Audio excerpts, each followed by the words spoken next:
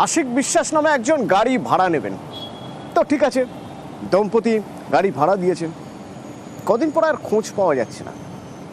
শেষমেশ খোঁজ মিলল, জানা গেল আশিক বিশ্বাস গাড়ি ভাড়া নিয়ে পরে ওই গাড়ি নিজের নামে করে নিয়েছে। কিভাবে সম্ভব? একার পক্ষে তো সম্ভব না। তাহলে কোনো নেটওয়ার্ক কাজ করছে, এই নেটওয়ার্কে কারা কারা যুক্ত থাকে? আরটিওর কেউ থাকতে পারে। সরাসরি সুবীর রয়েছেন আমার সঙ্গে, কথা বলবো। সুবীর, প্রথমত ঘটনাটা একটু বিস্তারিত জানতে চাইবো। আশিক বিশ্বাস কে, কি তার পরিচিতি? গাড়ি ভাড়া নিয়েছিলেন, যাদের থেকে নিয়েছিলেন তারাই বা কি বলছেন?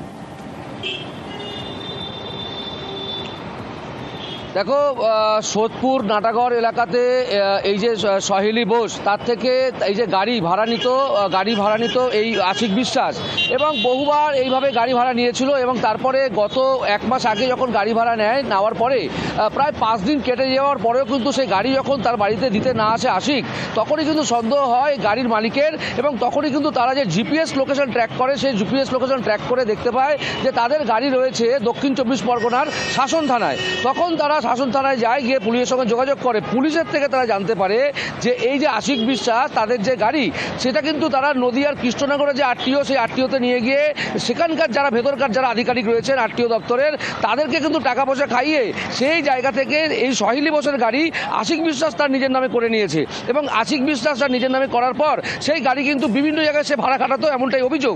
এবং সেই জায়গা থেকে কিন্তু শাসন থানায় সেই গাড়ি, সেই পুলিশ আটক করে, এবং আটক করে কিন্তু ইতিমধ্যে শাসন থানায় সেই গাড়ি রেখে দিয়েছে।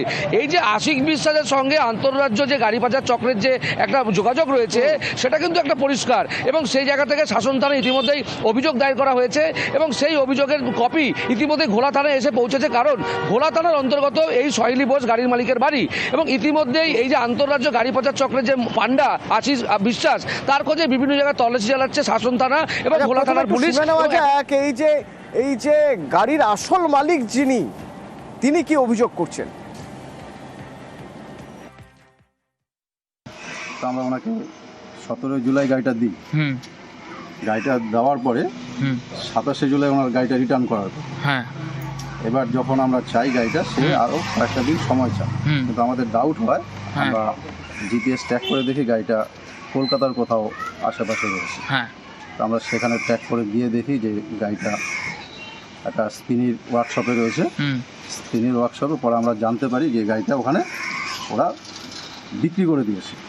পুলিশ অফিসার গিয়ে গাড়িটা উদ্ধার করে, তারপর আমরা ডিটেলস দেখতে পাই যে উনি 23 তারিখে নিজের নামে কৃষ্ণনগর আরটিওতে নিজের নামে নাম ট্রান্সফার করে নিয়েছে। নিজের নামে?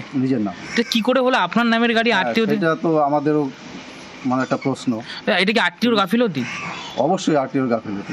কারচুপি করেছে আরটিও? কারচুপি করেছে। আমার ধারণা আরটিওর লোকেরা জড়িত রয়েছে।